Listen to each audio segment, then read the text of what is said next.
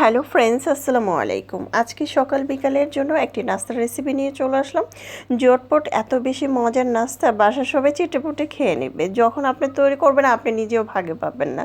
যাই হোক, আলহামদুলিল্লাহ। প্রথমে দেখতে পাচ্ছেন একটি প্যানের মধ্যে 1 কাপ পানি সিদ্ধ করে লবণ পরিমাণ মতো দিয়ে এখানে আটা অথবা ময়দা দিতে পারেন। 1 কাপ আটা দিয়েছি, দিয়ে খুব ভালো করে মেখে নিয়েছি। এখন ছোট ছোট করে গোল করে নিয়েছি, দেখতে পাচ্ছেন। এখন আমি একটি ছোট পাতলা রুটি তৈরি করে নেব। আর রুটি তো আমরা কম বেশি সবাই তৈরি করতে পারি, তবে আটাটা একটু সিদ্ধ করে নিলে কিন্তু খুব ভালো হয়। এখানে আমি কাঁচামরিচ, পেঁয়াজ কুচি আর ধনেপাতা নিয়েছি।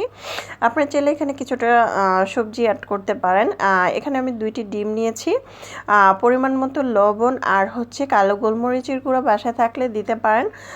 দিলে খুব সুন্দর একটি ফ্লেভার আসবে। এখন আমি খুব ভালো করে ডিমটাকে ভেঙে নিব। দেখতে পাচ্ছেন ডিম, পেঁয়াজ আর মরিচ, ধনেপাতা একসাথে মিক্স করে নিচ্ছি কাঁটা চামচ দিয়ে। এই নাস্তাটি জটপট কিন্তু বাসার উপকরণ দিয়ে তৈরি করতে পারেন। বাসার সবাই এত বেশি পছন্দ করবে, আর বিশেষ করে বাচ্চারা তো চেটেপুটে খেয়ে নেবে। যাই হোক, খুবই মজা হয়েছে। বাসায় একবার হলেও ট্রাই করবেন। এই তো রুটিটা তৈরি করে নিয়েছি পাতলা করে।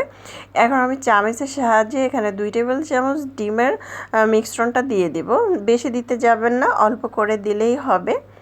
দিয়ে এখন চারপাশ থেকে খুব সুন্দর করে এটাকে ভেঙে নেব। আমি কি করে ভাঙছি এটা আপনারা একটু খেয়াল করলেই কিন্তু পারবেন। অবশ্যই যারা নতুন রাঁধুনি তাদের জন্য আমার আজকের মজাদার এই রেসিপিটা বাসায় অবশ্যই ট্রাই করবেন।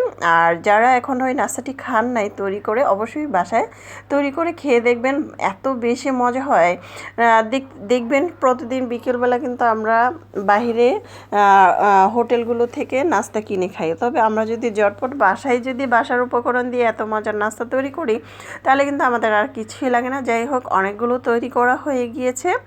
1 কাপ আটা ময়দা দিয়ে কিন্তু অনেকগুলো নাস্তা তৈরি করা যায়। চুলায় একটি প্যান বসিয়ে আগে থেকে তেল গরম করে নিয়েছি।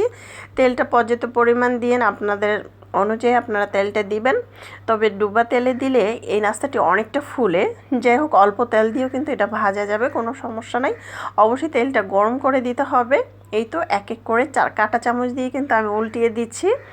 আর যে কোনো জিনিস তৈরি করবেন ধৈর্য ধরে তৈরি করবেন। ধৈর্য ধরে তৈরি করলেই কিন্তু আপনাদের খাবার, আপনারা যেটা তৈরি করছেন সেটা কিন্তু পারফেক্ট হবে। অনেক সময় দেখবেন তাড়াহুড়া করলে কিন্তু নাস্তা কখনো মজা হয় না, মানে যে কোনো রান্নাই কিন্তু স্বাদ ভালো আসে না। তাই ধৈর্য ধরে চুলার পাশে দাঁড়িয়ে রান্না করবেন। সব সময় চেষ্টা করবেন একটু ধৈর্য ধরে রান্না করার, তাহলে আপনাদের রান্না হবে সব থেকে পারফেক্ট। যারা নতুন রাঁধুনি তাদেরকে বলছি, তারা অবশ্যই পারফেক্ট রেসিপি চাইলে অবশ্যই প্রথম থেকে শেষ পর্যন্ত ভিডিওটা দেখে তারপরে রান্নাটা চেষ্টা করবেন বাসায় তৈরি করার জন্য। যাই হোক, এই তো আমি লাল করে কিন্তু ভেজে নিয়েছি। কতটা ফুলেছে দেখতে পাচ্ছেন নাস্তাটি।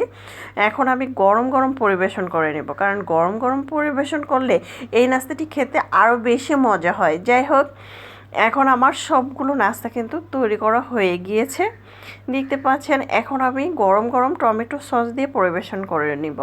এই নাস্তাটি আমার বাসায় এত বেশি পছন্দ করেছে, বাসার বাচ্চারা বলে যে সকালবেলা যখন ওরা স্কুলে যায় তখন আমি যাতে স্কুলে টিফিনে দিয়ে দিই। এই নাস্তাটি এত বেশি মজা। যাই হোক, আর রেসিপি ভালো লাগলে চ্যানেল সাবস্ক্রাইব করে লাইক দিয়ে পাশে থাকবেন।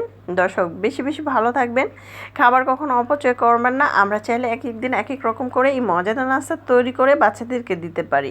বাচ্চারা কিন্তু চেটেপুটে খাবে। আর এই নাস্তাটি এত বেশি মজা হয়েছিল।